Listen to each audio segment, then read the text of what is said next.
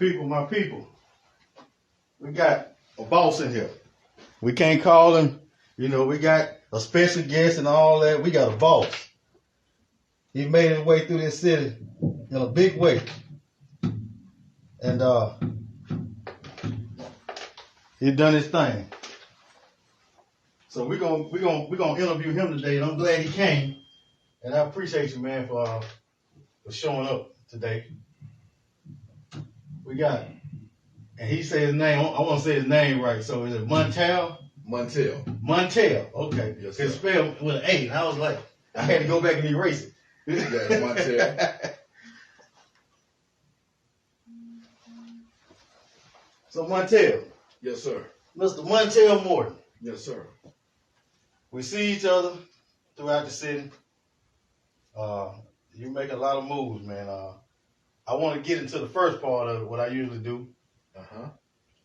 So, are you from Birmingham? Born and raised in Birmingham, West Side, 35208. Okay.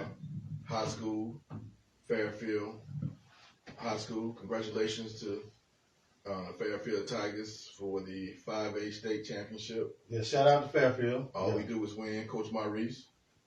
Good dude, man. Yeah, good dude, man. Real brother, man. Stand up, brother. Yeah. Good program, good for the city, and that's my story. Okay. Where did you go to college at? I graduated from Southern University in Baton Rouge. Oh man, you're a Southern man. Southern Jaguar. The first time I went to the Southern and Grambling, and man, they cut us so hard. We had so much fun. We had it was a guy down. He was kind of heckling us. So he was Southern. I was over there sitting with Grambling. I didn't know. Right. Man, we was Grambling. We was Grambling. He was Southern. Man, we was cutting up. But it was a good fun. But I like both of them though. Well, Southern is my heart. I love it. Die hard Jaguar. Love it so much. I'm back at it again in grad school at Southern. Oh, okay, good. Congratulations. It is where my heart is. But my heart is with HBCUs. I'm passionate about HBCUs. I feel like, people of color, especially times like this, education is good wherever you can get it from.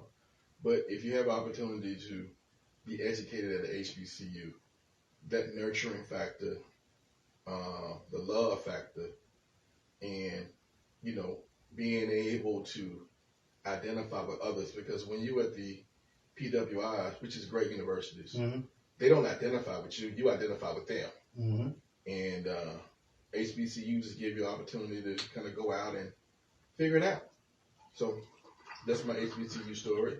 Love it, love it, love it. You ran something at the city of Birmingham at one time.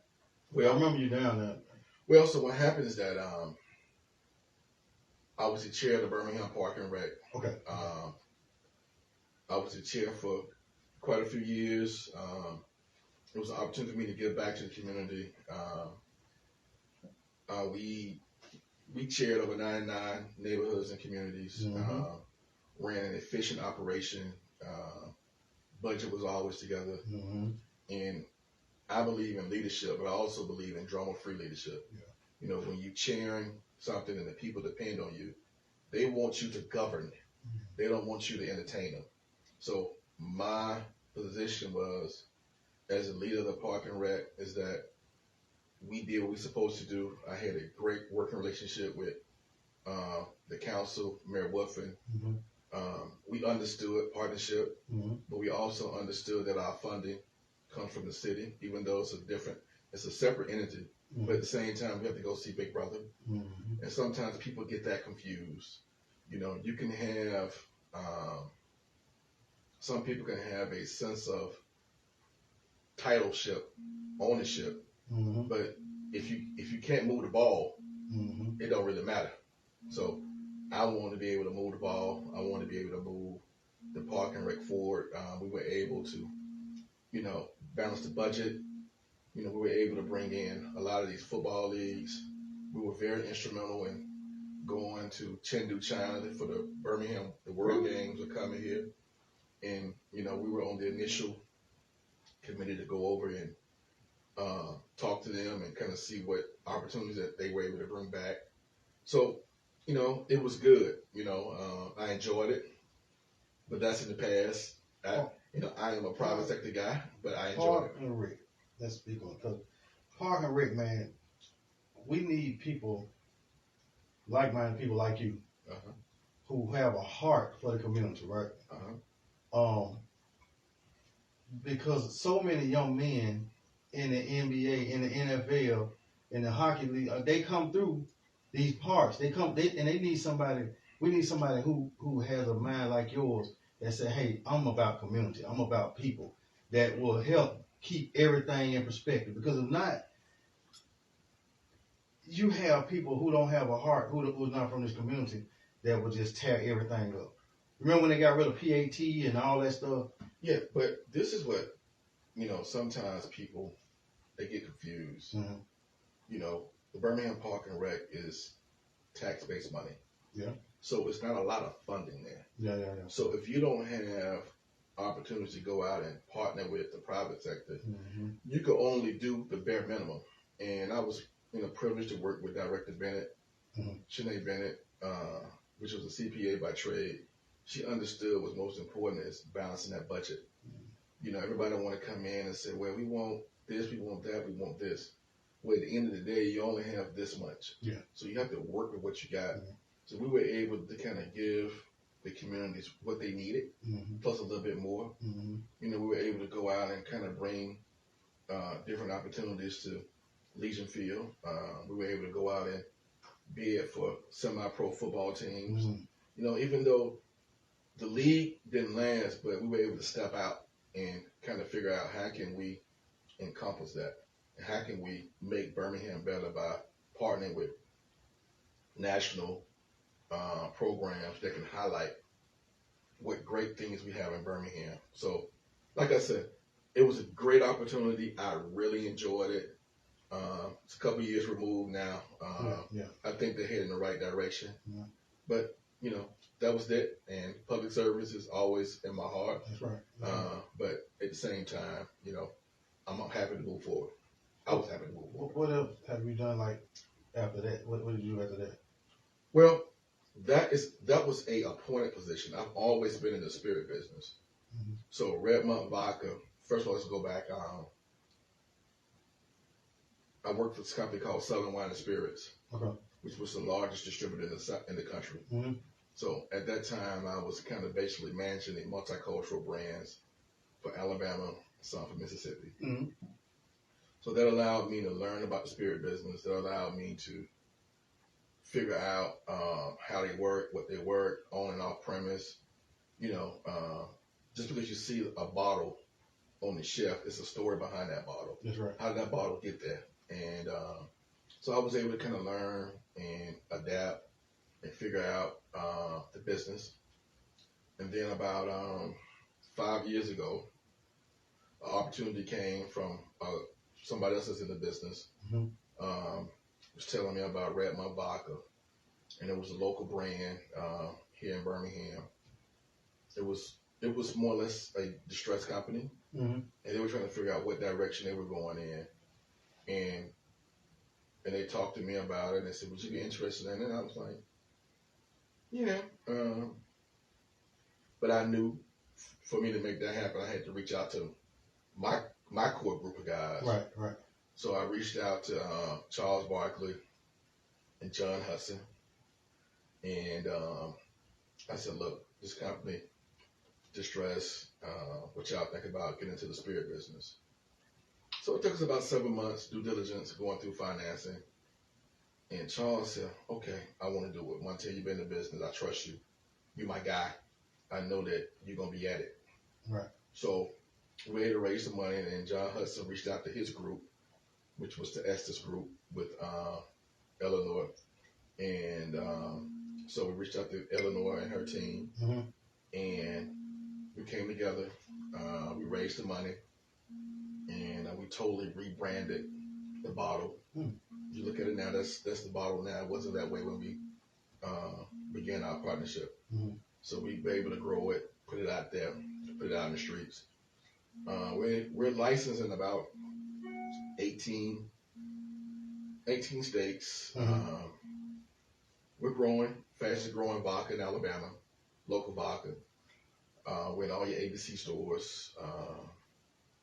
It's an Alabama brand. Woman CEO, Martin Artion, and we kind of put our money where our mouth is. As you know, Sir Charles, if it's a secret, he gonna tell it. Yeah. And his passion is Birmingham. He'll tell the world, I love Birmingham. I want to work in Birmingham. I want to do a business in Birmingham. So, it was a perfect fit, based on Charles' commitment to Alabama. His commitment to Miles College, $1 million.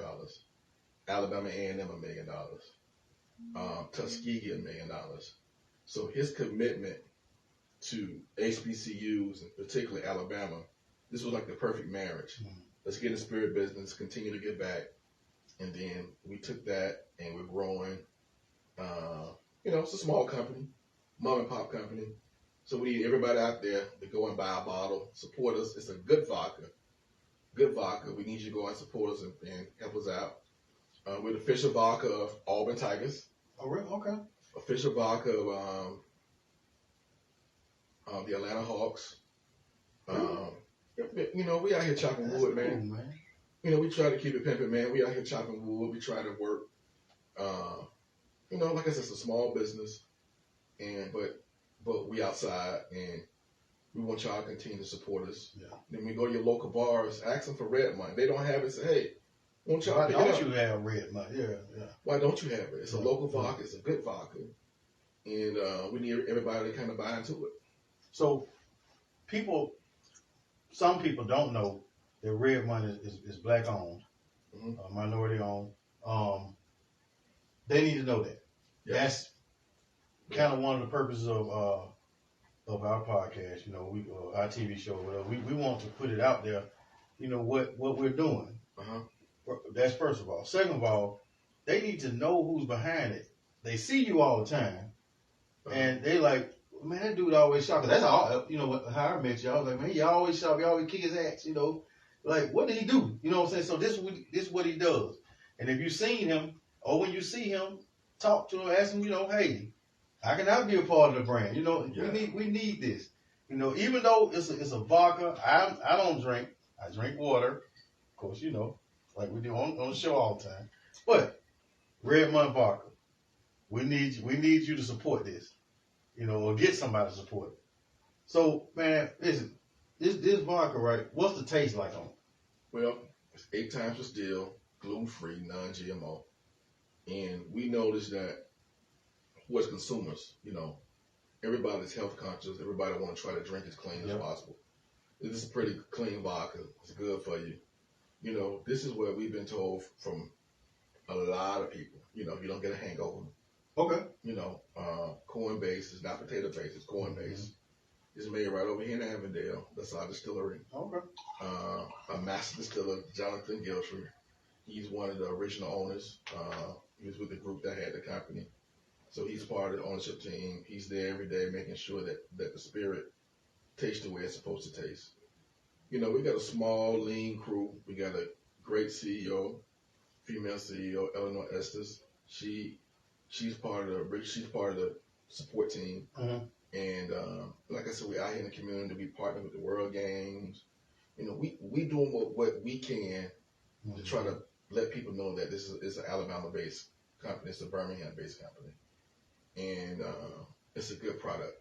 So we love for you guys to kind of support us. I do see it a lot. Good. Yeah. But we need to see it more. A whole lot more. Yeah, we need to see it more. Yeah. We have so much work to do, man. Yeah. A lot of work to do. Yeah.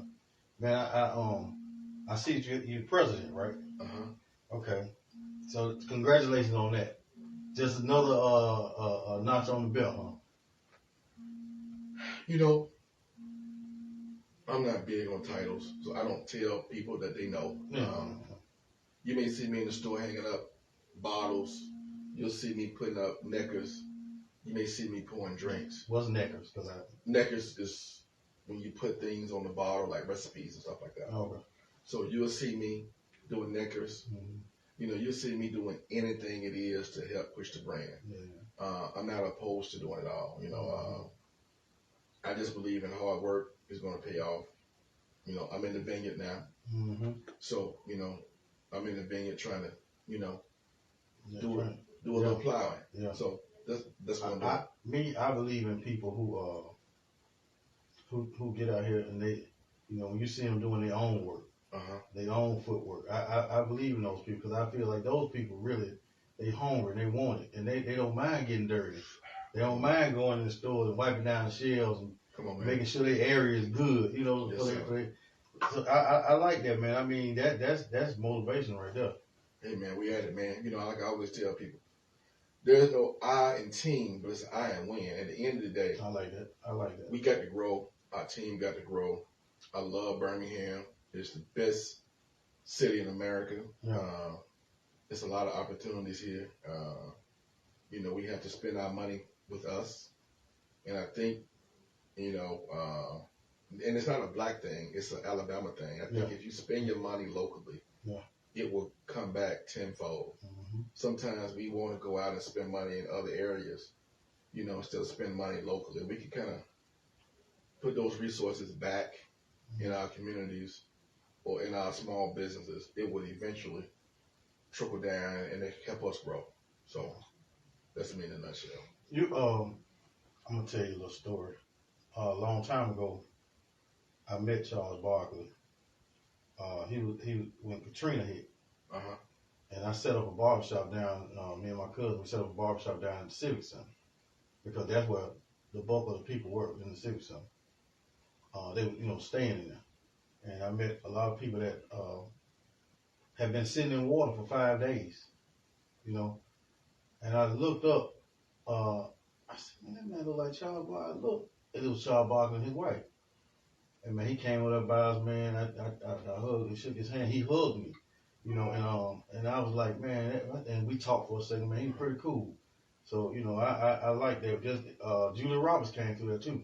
Okay. You know, there's a lot of people came through there, but when I saw Charles Barkley, I was like, wow, man. You know, he said, man, I just want to help some of these people. So, you know, that was my little Charles Barkley story. You know, that was pretty cool. You know, I got plenty. Oh yeah, of course.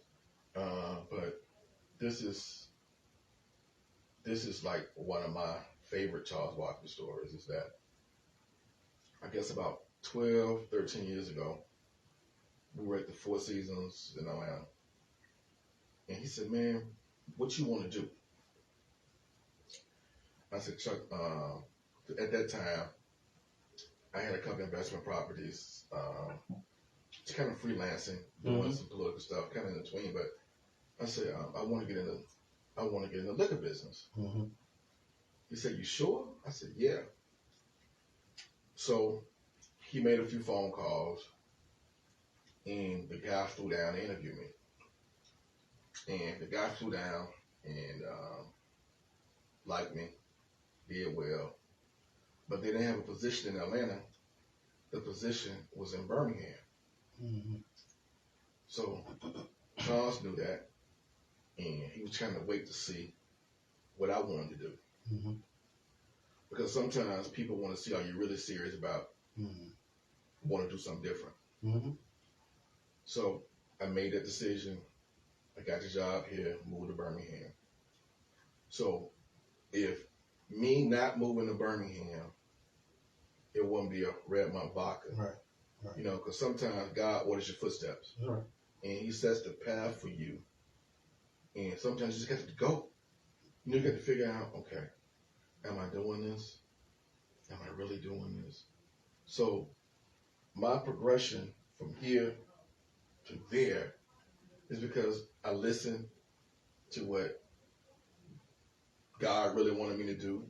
And also, when people step out there and say they're going to help you change your life, they want to see if you're going to do it or not. Yeah. Like, okay. That's how I am with a lot of younger men. So, you know, sometimes people will see if you're really serious about making a change. Right.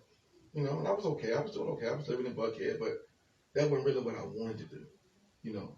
And so sometimes you have to kind of step out there on faith and put your foot in that water and see what happens. Right.